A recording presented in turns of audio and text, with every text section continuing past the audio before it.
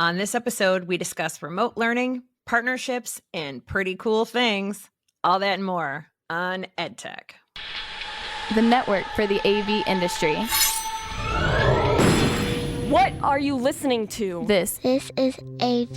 This is AVNation. This is AVNation. EDTech episode 110, The Shape of Things to Come. Hello, AV friends, and welcome to another episode of EDTech. As always, we have our panel of awesome higher ed AV professionals. Ernie Bailey. Hi, Ernie. Hello, Erin. How are you doing today? It's good. It's good. Good. And we have with us Rob Rasberry. Hi, Rob. Hey, Erin. How's it going? It's always great to be here with you guys and gals. Absolutely. And of course, Scott Tyner. Hi, Scott. Hey, how are you? All right. And today we have a special guest joining us for this episode from Northwestern University and the DEI chair for HETMA, Natalie Gillespie. Welcome, Natalie. Hi, everybody. It's nice to see you. I'm special today. Not just today, always.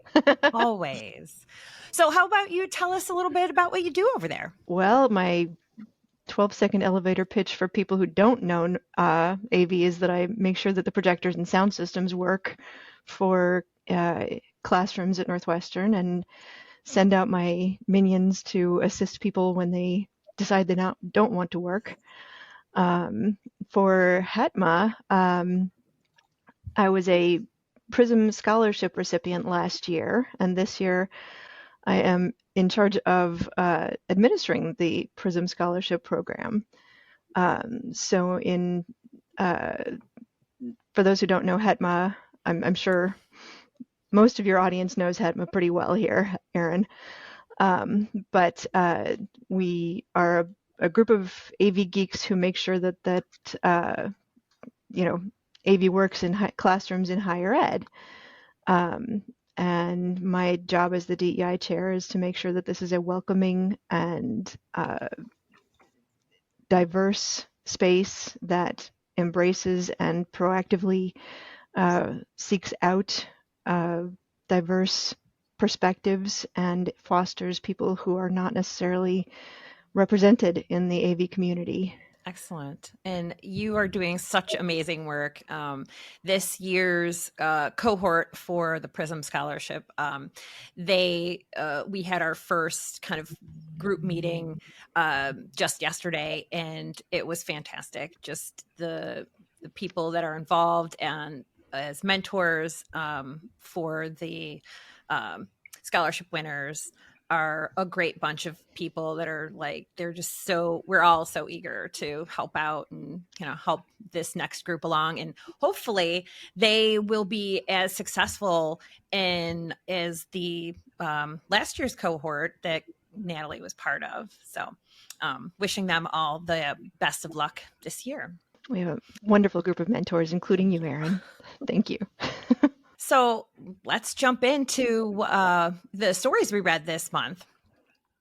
So from my tech decisions, this is, of course, one that is kind of close to my heart. It's Silica joins HETMA as a gold partner. And of course, I'm the co-chair of HETMA. So anything that has to do with that organization, I am always so very fond of, but I want to hear from everybody else. What do these sorts of partnerships mean to the higher ed AV space? I'm wondering, Erin. I'm actually. It's great. I didn't actually know you were co-chair, and welcome, Natalie. Great that you're involved. I'm hoping you can actually help me understand a little better, because I think that you do great things. This article had lots of words in it that didn't really make a lot of sense to me. So what is an accelerator of technology development and adoption within the higher ed vertical through several initiatives? Thank you for asking that.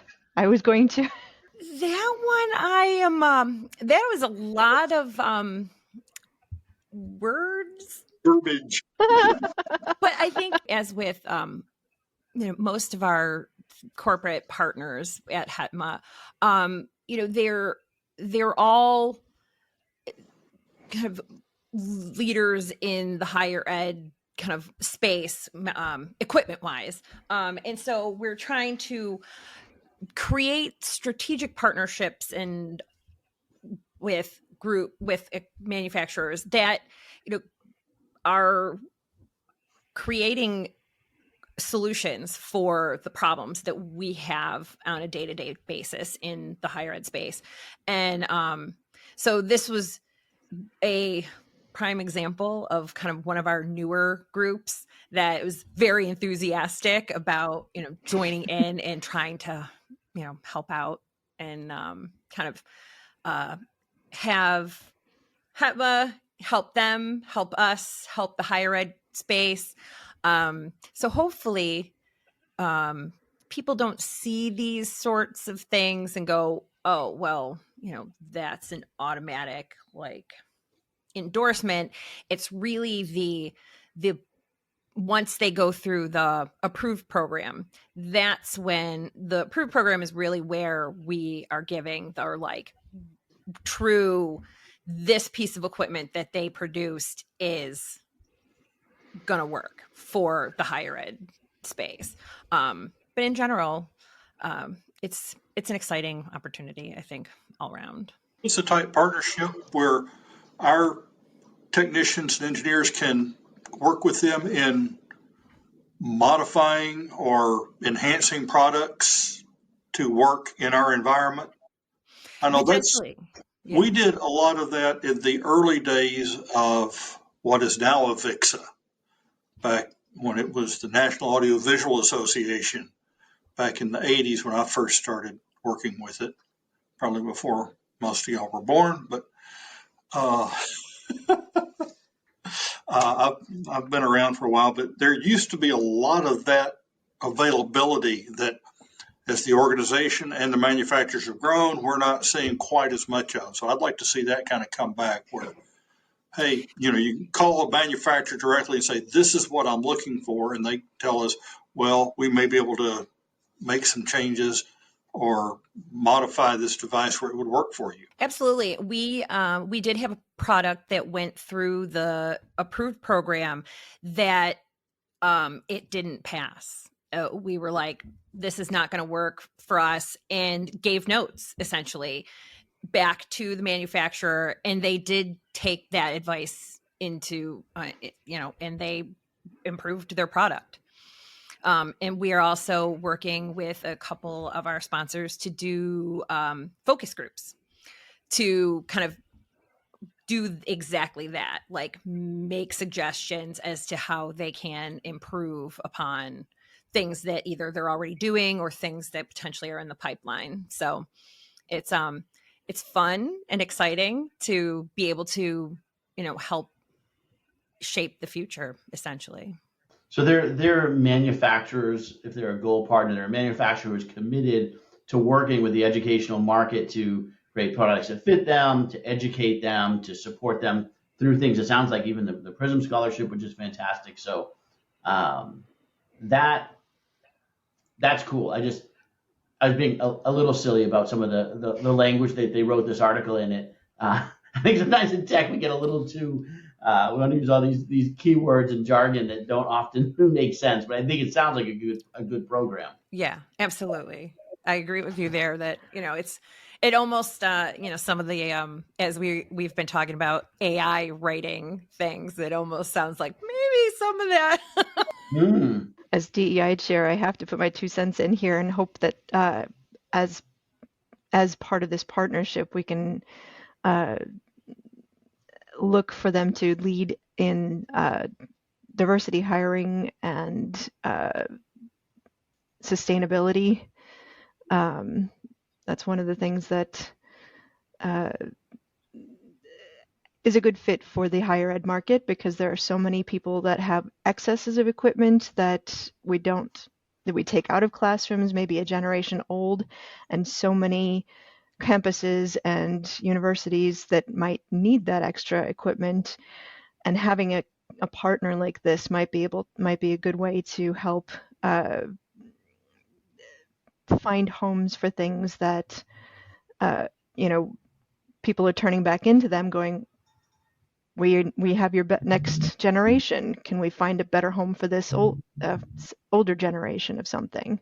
Yeah, that's an excellent point that I would hope that more manufacturers start to look at their own products and not just to a third party like Save and stuff like that, that they kind of look at their own practices and start making better decisions and potentially do sort of like a recycle program or an upcycle kind of situation. Yeah, and Natalie, I actually think your point about DEI is critical and could be very powerful through HETMA in this program, right? To say maybe you already do, right? But your organization needs to show that they're committed to DEI. They hire in ways that support it. Their employees behave in ways that support it when they're at conference, and that if there's problems with that, HETMA is willing to revoke that gold partnership of an organization who doesn't support that. Yeah, that was one of the things that I was looking at in this article. On their careers page, it says that we're searching for the best people to bring innovative, disruptive collaboration products to market. You'll enjoy a fast-paced, detail-oriented work environment with a challenger mentality, an environment where you can enact real change every day. So to me, that doesn't say anything about the actual that they're looking for a diverse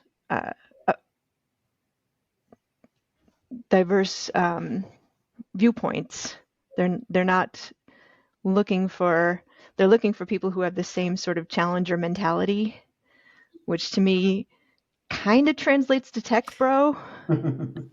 Could be reading something into that, but well, and that does that goes towards the whole, like, you do have, like, companies need to be very careful about their language, and if they want to attract certain demographics, not that it has to be flowery or anything to attract women, but you're right, that does kind of read a little tech bro and could be a turnoff for certain groups.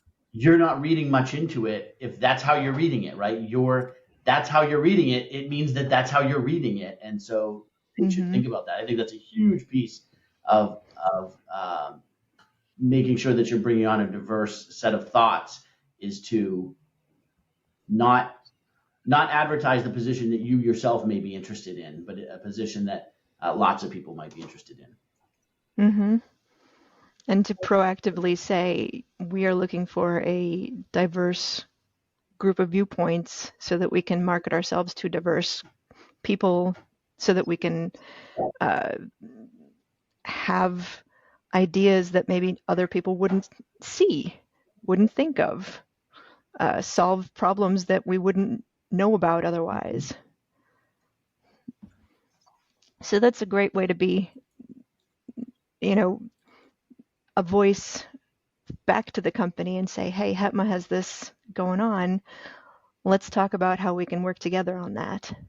Yeah, I think it's especially helpful to have an organization that specifically focuses on higher education. I mean, there is the AVIXA part of it, but it's good to have a professional organization that provides all these services, that vets these companies, that makes the focus what we need in the higher ed space, through whether it's diversity or checking technology, all that stuff. It's always good to have somebody out there, going to bat for us.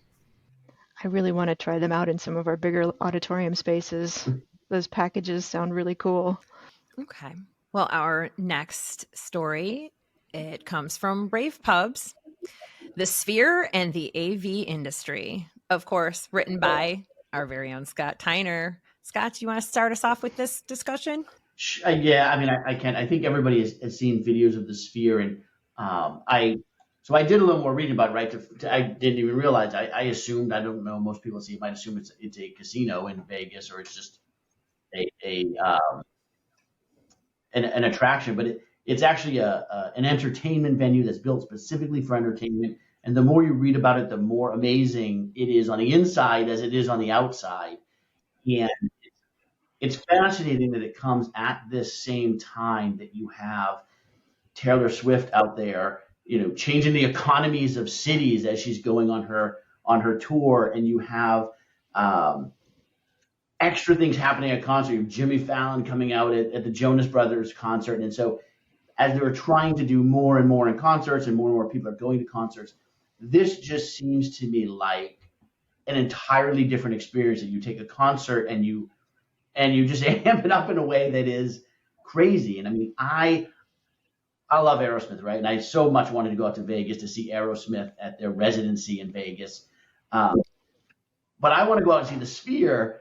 I don't even care who's in there. I want to go out and see it and experience a concert in there. And so to me, it is just amazing. And I get into the nerdy stuff, like how many people they have working in that place to keep everything working and running and the show going. And what does that do? We talk all the time about how do we get more people into our industry. Show a 17-year-old the Sphere, and you've just sold them on the industry, right? Like you don't even have to do it. So I find it just a really cool, amazing, a brilliant thing. That is a really good point. It's a good entree into the AV industry. Right. So I mean, I think Natalie, you said that you make projectors work, right? So next time somebody says, "What do you do?" Go, "I do that," and just point to the Sphere. Yeah. Right. My son was like, "I could watch this for hours, Mom. This is so cool." Yeah, it's interesting. Instead of just like, and Scott, I think you were alluding to this, and they actually said it. It's like it's an experience, not just a concert venue. It's almost like an amusement park with an auditorium, a state-of-the-art auditorium. It's like the ultimate acoustic roller coaster, if you want to call it that. I mean, when I see this and I'm looking at this, I'm like, oh my God. It's just your eyes just bug out, and you're like the possibilities, and and the thing is yeah, it's 2.2 billion, but look at what it does, what it's projecting out to the capability of technology. It's mind-boggling, and just the size and scale. We talk about scalability. I think this is it. It's amazing because I started writing this article. It's funny you say that, Rob. Thinking the point of the article was going to be, God, how did they waste $2.2 billion? How are they ever going to make that? And then the more I read about it and learned about it, I was like, oh, wow. Oh, man, they're going to make that back easy. Oh, absolutely. Considering that people don't make money off of CDs or cassette tapes anymore, this is the way that you can make money as a music artist.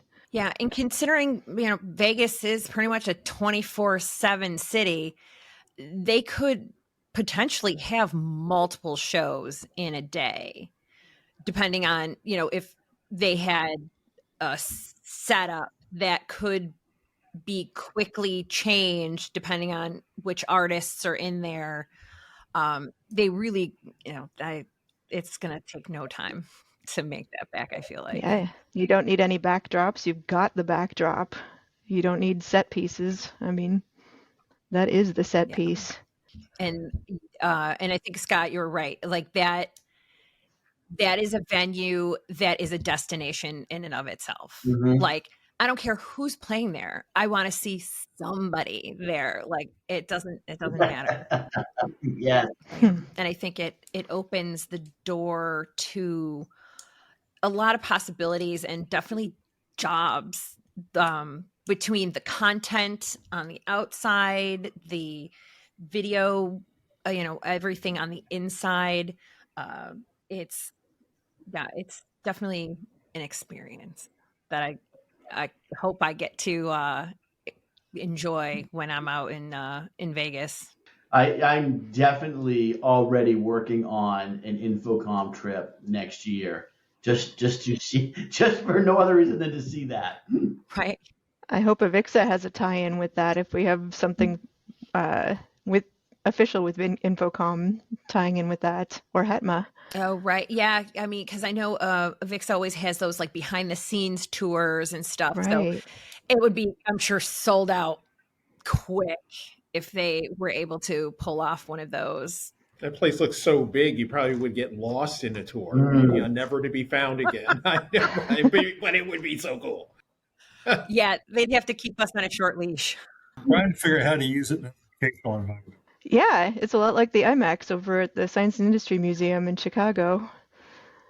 It's one of those big projection theater. You could use it for a lot of education in there, actually. Right. Oh, that'd be amazing to have like a school come in for a program or something during the day. Field trip. Be a pretty cool planetarium. Yeah. Yeah. Change what planet you were based on. Right? You'd be like on the outside, it looks like the surface of the planet, and then on the inside, you like see a different view. Very neat. All the possibilities. I remember when I was growing up, the local community college had a planetarium, and they would do Pink Floyd, tie-in nights on weekends. This is taking that to a whole different level. Absolutely. Well, all right. From AV Magazine, Zoom calls remote workers back to structured hybrid office. It's interesting to think about this because there's a couple different perspectives you can take on this. Either, the management says it's just best for, everybody to be in the office a couple days a week.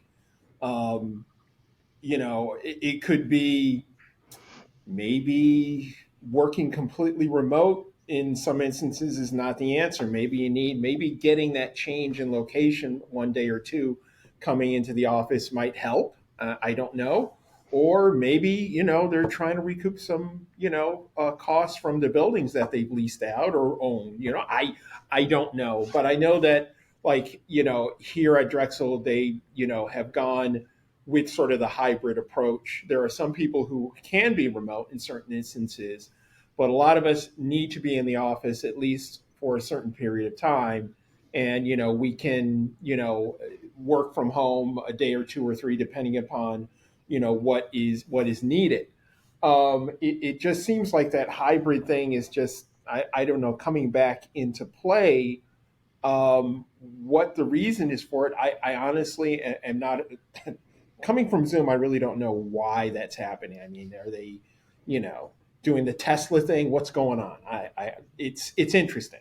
It's very interesting coming from Zoom. And one of the reasons I think it's so interesting is I think if they're going to talk about collaboration and you can do this and Zoom works and you need Zoom, what's the best way to really figure that out is to have your employees using it all the time, working on it remotely, figuring out ways to collaborate with their colleagues. With all that said, I'm a pretty big proponent of teams need to be together, teams need to see each other, teams need to be in the same room as each other. And so that part doesn't surprise me. There's a little bit of suspicion, I think that you're right, that that last sentence of this article that says that their growth of 400% in 2020 is now down to 3% in the last quarter might also have something to do with maybe this helps us lose some employees and we don't have to have an announcement that we laid off tens of thousands of employees, right? That there's some money issue here. Not that they're necessarily in trouble. I think they're a great company, but this might be a way of hoping to lose some salary. Without having to lay anybody off. Yes. Let them walk out the door.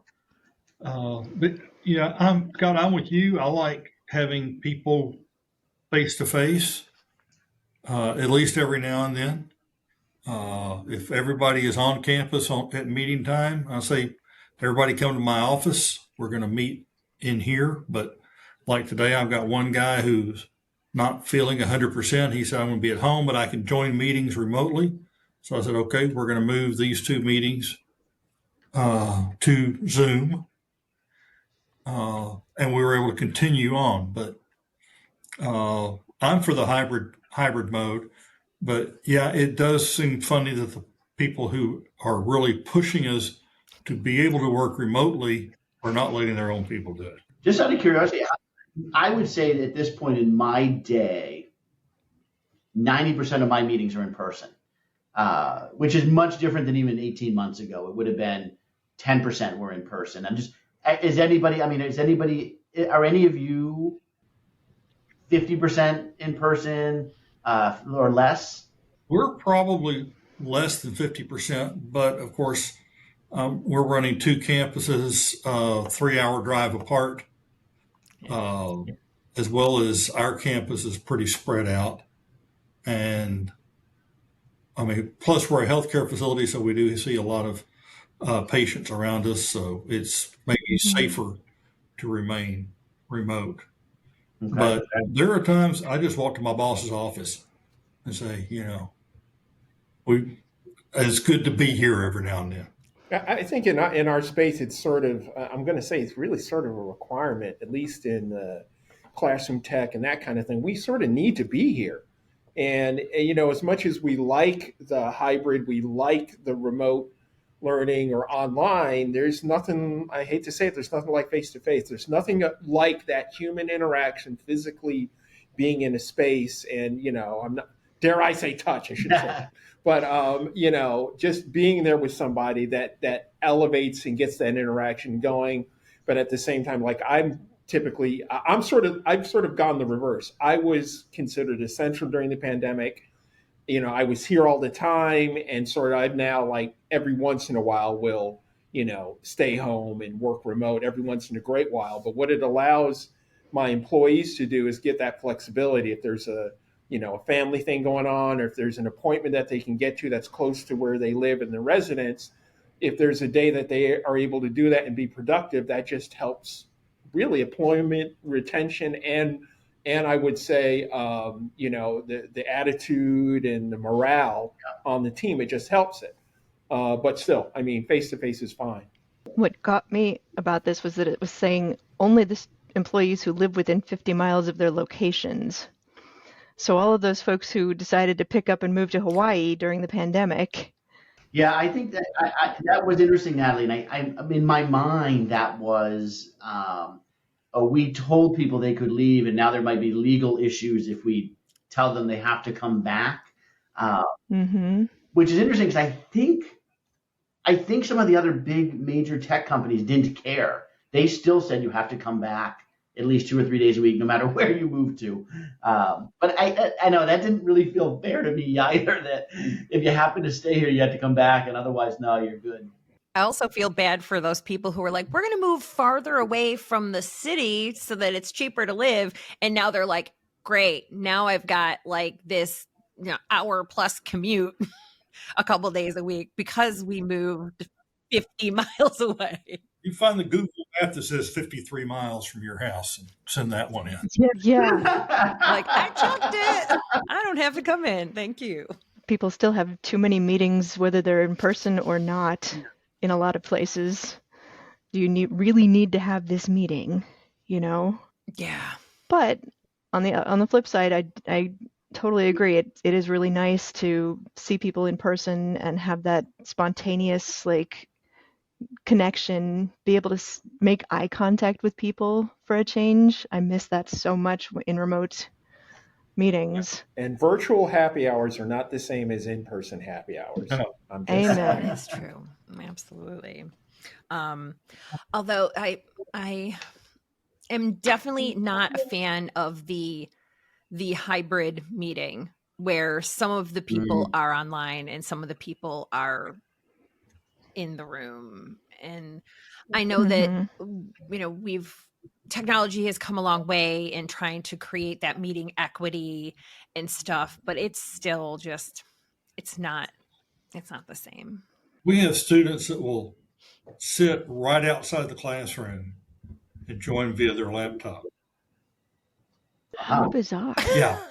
I would love to have an image of all of us making that face, because we all made like that same like head tilt, huh? Yeah, they almost made it to class. The chairs are more comfortable out in the lounge area, That's true. They can hear better. Yeah. Probably see better. I was going to say maybe they had a fear of people, but you just said the furniture is more comfortable. Wow. I mean, at that point, why would you leave your room? Like, really, if you're not going to be in the room, like, right. Well, I'm not leaving bed. Forget this. My dorm furniture wasn't all that comfortable either, so. With the AV person, I'm going to say they can see and hear better in the classroom because I designed the technology in there. This has been another awesome episode, everybody. Thank you so much for joining us. And so if anyone wants to get in touch with you, Ernie, how can they go about that? You can usually find me on LinkedIn. And how about you, Rob? Same as Ernie, LinkedIn. And Scott? You can find me on LinkedIn or Twitter. And trying to get this thing Threads going. I'm on Threads. I need like 80 more million people on that to really get that thing moving along. But LinkedIn, rave pubs, or Twitter. Excellent. And Natalie, how about you? Contact me at dei@hetma.org or find me on LinkedIn or at northwestern.edu. Excellent. Thank you so much for joining us. And as for me, you can find me on I guess now it's X, at Smearin_off_ice on LinkedIn, or you also can email me at vicechair@hetma.org. Thanks for joining us again, and hope to see you all next time.